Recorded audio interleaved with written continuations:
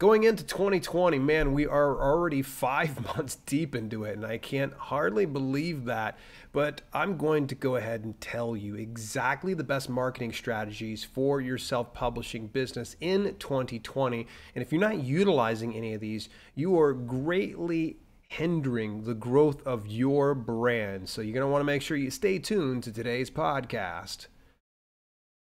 This is Self-Publishing with Dale podcast, episode number 54. I've been doing this for over a year. What? That is absolutely insane. And you know what else is insane? That I actually have the pleasure of announcing a sponsorship that has been a long time in the works. I had actually heard about it some time ago, and I've actually been friends with some of the folks over there at Lulu. We are officially exclusively sponsored by Lulu. Are you interested in independent publishing? Have you heard of Lulu? They've been in the game for a long time, providing high quality printing for low cost in more ways than ever to connect with your audience. Best of all, everything on Lulu is completely free to use. There's no upfront costs. There's no hidden fees. It's just great print on demand to help you get the most out of your book. Just visit the sponsored link at dalelinks.com/Lulu to set up your free account today and try it for yourself. And just a heads up, this is kind of a side note. This is off of my little ad right here. If you've heard of Lulu before, you may have seen a different version of them. They just launched a brand new site. It is really cool. I got to actually beta test it a little over a year ago. And then when they circled back around to me right about October to November, they were saying, hey, we're getting ready to launch this. And sadly, because of this whole quarantine issue, the pandemic, it really kind of slowed them down. So now they're officially launched. There's been a bit of hiccups inside the system, but for the most part, they're really trying to fix a lot of those issues and start to move forward. So I'm just going to say this, very proud of the team over at Lulu. A big shout out to Chelsea Bennett. She is the bee's knees. She's awesome. I really like her. All right, so we're going to be talking about the best marketing strategies in 2020. In fact, I'm actually going to give you 5 ways, but the first thing we need to address is the problem. I like to discuss this when we first come into things because a lot of people don't realize that there is a problem. The problem is a lot of indie authors out there believe if they just publish their books, put it onto the Amazon Marketplace, or they put it over onto Lulu, or they put it over to Barnes & Noble, wherever it might be. They think that simply by publishing it, they're going to profit hand and fist, and that, I think it was Johnny Andrews once said that a gorilla in a diaper is going to be raining down money from the clouds, and that's not necessarily the case. In fact, it's become more noisier than ever because, well, people are starting to realize self-publishing is a very viable system to get involved in. So with that said, where we used to publish some things online and would profit big time, now requires some more attention, some more energy, and something beyond just publishing and praying for the sales. And that's why you need to have a good solid marketing strategy. Now, I'm just going to give you 5 effective marketing strategies for self-publishing in 2020. This doesn't mean this is the only way to do marketing. I feel like if I were to do a full marketing podcast episode, we'd be here for the next 8 hours. I kind of like to keep that below 15 to 20 minutes if we can kind of help it. So that way you can enjoy this on your commute to work or while you're working out or while you're working and lurking. So at any rate, here it is, and in no special order, honestly, I just whipped them together really fast. Number 1, email newsletter swaps. Now, you may have heard the term swaps before, and it might actually have a bit of a negative connotation involved in it because you heard somebody say review swaps are bad. Okay, swaps got a bad reputation when it came to review swaps, and if you're not familiar with the review swaps, it's a quid pro quo system where one author has a book and they want to get reviews on it. And then another wants the same thing. So each author exchanges those books and they each review each other's books. Well, it became a really interesting system because there was a lot of people that found, oh, okay, well, if I can do that, let me just go ahead and hire a virtual assistant. And then virtual assistants will go ahead and just swap fake reviews on everything. And hence became the bad thing with review swaps. Now, let's not be confused though. This type of swap is good. Now you're probably thinking, oh, no, Dale. I already made my email newsletter. There's no way am I giving someone access to my email newsletter. Good news. You don't have to give people access to your email newsletter. This is how it works. You would essentially get a hold of one author, and you would both agree to like a quid pro quo style system in which you would share, say, an upcoming book launch of theirs. In exchange, they will share it inside their newsletter for yours. So this is kind of a really nice system of, the old saying of the rising tide raises all boats. Well, this holds true when it comes to doing the marketing. So I honestly, it was mind-blowing to me. I think I seen it a few years ago, and unfortunately there was just a lot of people being very stingy about it. But now I think a lot more people are starting to realize that when you collaborate with another author within your niche, you're going to be helping out yourself as well as delivering additional value to your current email newsletter audience. So rather than you bloviating about yourself over and over and over in every single newsletter, it's a good change of pace that you say, hey, I know author X, and author X is fantastic. He actually writes about the same things that I do. In fact, actually, he's doing a pre-order right now over on Amazon. You can get it dirt cheap. I highly recommend this person. And with that being said, don't do email newsletter swaps just because you're like, well, Dale said it was going to be really, really successful. This is a long game thing. So whether you have 6 subscribers or you have 6,000 subscribers or more, this is still a long game thing. Now, you're going to want to build a relationship with the other author and maybe consider doing some more exchanges instead of just one and trickle it out over due time. So take your time on email newsletter swaps. Collaborate with as many authors as you can. One of the best ways to do it is just find somebody within your niche. Get a hold of their contact information. It might be inside their book. It could be on their website. It could be on their social media. Get a hold of them. Let them know who you are. And also let them know what exactly you have in mind. I would say don't spend time inside your email saying, hey, I really love you and, your books are the greatest thing. And you don't need to butter up to them. Be very brief about things. Hey, I see that you have X following and you and I share so much in common. In fact, I saw your one book and this makes me think of my own. Hey, while we think about it, I believe that we would benefit greatly in collaborating through an email newsletter swap. And at that point, just wait for the answer back. Actually, it was not too long ago, I actually had another fitness author get a hold of me, and God bless him. I've abandoned my fitness brand a long time back, and I had to tell him that, like, hey, look, I'm kind of focused more on the self-publishing with Dale brand. But that just kind of goes to show, though, he'd actually reached out to a number of other authors to do this as well. He saw the value in email newsletter swaps. And the cool thing is, it doesn't have to cost you a dime.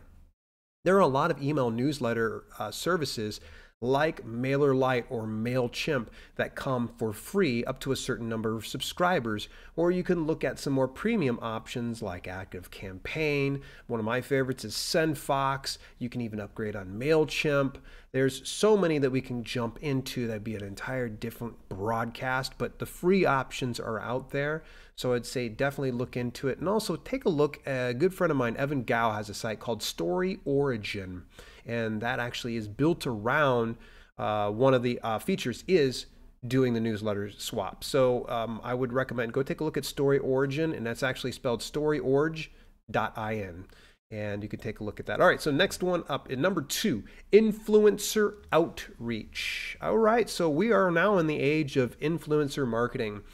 And what do you mean by influencer, Dale? These are going to be people that have a following of more than about 1,000 followers on their given social platform, be it Instagram, YouTube, Facebook, all the likes of that. Now, influencer outreach is going to include you reaching out to these folks, and this might not come free. There's some occasions that you can get it for free, but most occasions when someone is looking to, say, promote their book and an influencer knows that they stand to financially gain something out of that, then there needs to be, of course, an exchange, a value exchange. Sure, you could send a free copy of your book to an influencer in hopes that they will go ahead and maybe hang it up in their background of their YouTube videos, maybe give you a shout out in one of their blog posts. But I want to be realistic that it's going to probably cost something. Now, before you start plunking down all your hard-earned money, you probably start to kind of wonder, well, how much is this going to run and who's going to be worth it? You need to pay attention to first, do they make sense? Does their audience align with the content that you're putting out? So for instance, I could say, if I'm promoting my fitness book, I could reach out to an Instagram fitness model of some sort and let them know about how they align with my particular home workout plan. It wouldn't make sense if I had my Werebear Shapeshifter Romance book and I would approach that fitness model, because they're going to probably be like, no, that makes no sense. You don't want to get it to where you are going to water down some influencer's brand or just pay them off so they'd share you, because it needs to, of course, make sense, and the audience needs to connect with that. I want to point out there actually was one, and I mentioned this a couple weeks ago over on YouTube. There's a platform called StoryAd. That's spelled STORIAD. StoryAd is actually an outreach. It's more than that. It's almost like social media marketing for books. You know, like if you're looking for doing book marketing, but they actually have a directory of people you can reach out to between bloggers and websites and different services, and it all integrates into like some of the email. Now I'm doing a little bit more deeper diving, and this past week I was able to play around with it, put a title into the actual thing, and next thing I'm going to probably do is do some outreach through their dashboard. StoryAd does have a free option, but they also have an upgraded option that will give you more access to the directory to reach out to other people. So just a heads up, it's not entirely free, but I think it runs about like $1 per day. $35 per month. It's not too terrible. You visit dalelinks.com/storyad. That's STORIAD. Right, number 3. No surprise, I just got done doing and hosting, and emceeing an online event called People of Video. So why is it surprising that I would say video? Video is the way to go. All right, listen, authors, get out from behind your keyboard. All right, actually, you can stay behind your keyboard. You can just put your camera right in front of you. Start to communicate with people, and you can start to build that know, like, and trust factor in your readers and your followers when they can finally see the whites of your eyes. Now, if for some reason you're like, Dale, I don't like to be on camera, totally cool. I can actually point out a great situation, a good example, and someone I'm going to be collaborating with in the very near future. Her name's Anne Manera. Anne actually is a coloring book artist. Now, she will put together the artwork, and then she actually colors these things online. And she does coloring camps. She does online tutorials, things like that. And here's the cool thing. She does it all on Facebook. She's grown this massive following. And she also has a great membership service that this following can kind of subscribe to. And even if they don't, they can still get some great value in her stuff. And here's the cool thing. No one ever sees Anne except for her hands. They hear her voice. They hear her dogs barking in the background. Either way, she has grown this massive community by doing video. And I just highly recommend that you look into doing video in some capacity. And, you know, if you're just kind of overwhelmed at all the options, think about where your audience is most likely to get together. One of the easiest ways to go, YouTube. I mean, it is one of the second most used search engines online next to Google. And quite frankly, I'm just a little bit more biased when it comes to YouTube because it's obviously served me well. But you can also look into other platforms. So if you're a business professional, maybe look into LinkedIn. Maybe if you're looking to build out your community in a different way, Facebook could be another way because they have Facebook Live. They also have something that's called Facebook for Creators, which is where you can actually monetize your brand through video. So many options you can take advantage of. I'd recommend when it comes to video, keep it simple. You can use your iPhone or your Android. If you've got a webcam on your dash, go for it. Use that. Get going on video. It can be absolutely dead simple and free. Just don't overcomplicate things. Number 4, I already said this one in the past bullet point, but it is Facebook groups. Kind of crazy to hear me say that, right? I am going bullish on Facebook groups, and this is the reason why. It is one of the easiest ways to grow your following, not just on social media, but also on Facebook, but also beyond that. And it's through organic reach. You don't have to spend any money to grow your Facebook group. And the hardest part is, first of all, A, building awareness of your group, and B, increasing activity. I've got a video series that's launching over on the YouTube channel. In fact, as you're listening to this, part 3 is probably going to be rolling out, but today, as of the point that I'm recording this, part 2 is coming out of the Facebook groups series. I would recommend that you do this, and especially if it's niche specific. So for instance, let's say that you are into prepper fiction. One of the greatest things you can probably do is think about the keywords for people that are looking up this type of content. Title the group accordingly. So that way when people are on Facebook and they're searching up something, your group comes up. Now, the key to making your group growing and getting activity and engagement is get it to where you're talking with your community, that you're putting relevant questions, post videos in there. See, I'm going back to the old video thing. I said we were going to kind of bounce back and forth between 3 and 4 here. Get it to where you can assign maybe some trusted people to become moderators into your group and have them post on other days of the week. And with Facebook groups, here's the beauty of it. As you start to grow and the engagement will start to send signals to Facebook's algorithm that there's some type of relevancy to this group, and it's going to recommend additional members, and it's going to keep on picking up. It's like a snowball effect. It'll keep rolling and rolling and rolling until finally, boom, it just takes off. And it'll take some time. It's a long game thing. I had some authors that were like, oh my gosh, my group's not growing. Okay, how many members do you have? I got about 100 or so. And I'm like, okay, so how long have you been doing it? Oh, about a few months. Few months? If you've been doing it for 3 months and you got 100 followers, inside your group, fantastic. Now the key is going to be engaging them. And it's going to take some trial and error and a little bit of patience. Speaking of patience, I need you to be patient for a moment here with me as I just do a couple quick plugs, and I'm going to give you the final best marketing strategy for 2020. I want to let you know that every Saturday at 12 p.m. Eastern Daytime on YouTube, you can go to dalelinks.com/live. We actually have a live broadcast.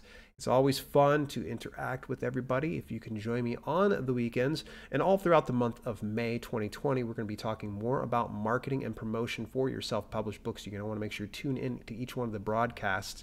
And also, as you're listening to this on your favorite podcasting platform, did you know I actually record this the week prior on twitch.tv/self-publish? Yeah, that's right. You can actually watch me record the episode. I actually jibber jab for a little bit ahead of time and a little bit after that. You actually get to see me put together the episode and where exactly I upload it. And we have a little bit of fun in the process.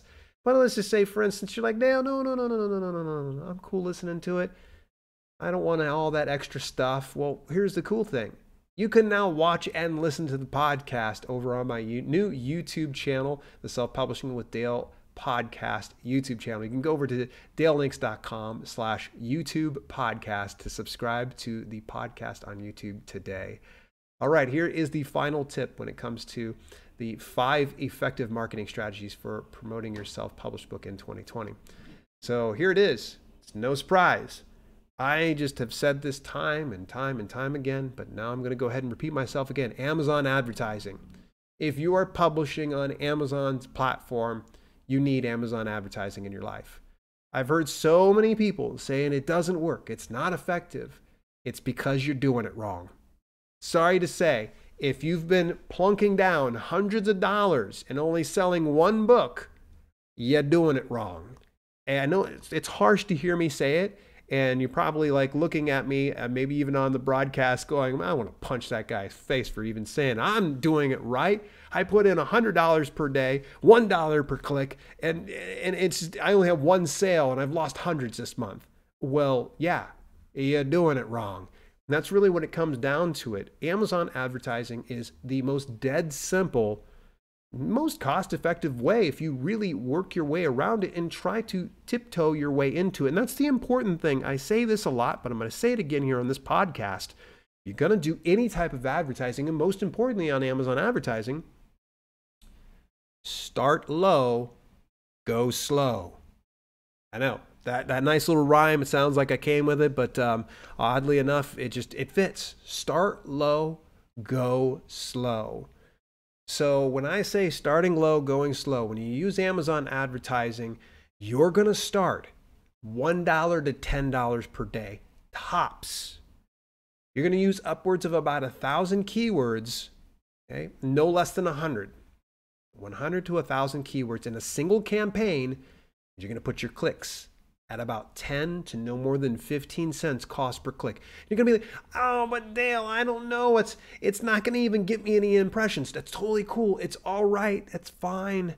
We're looking for the low-hanging fruit because one of the important things we want to do is start to build relevancy in Amazon's search engine. And the way we build relevancy is we need to get more impressions. We need to get more clicks on our product page, and we need to, more importantly, get more buys.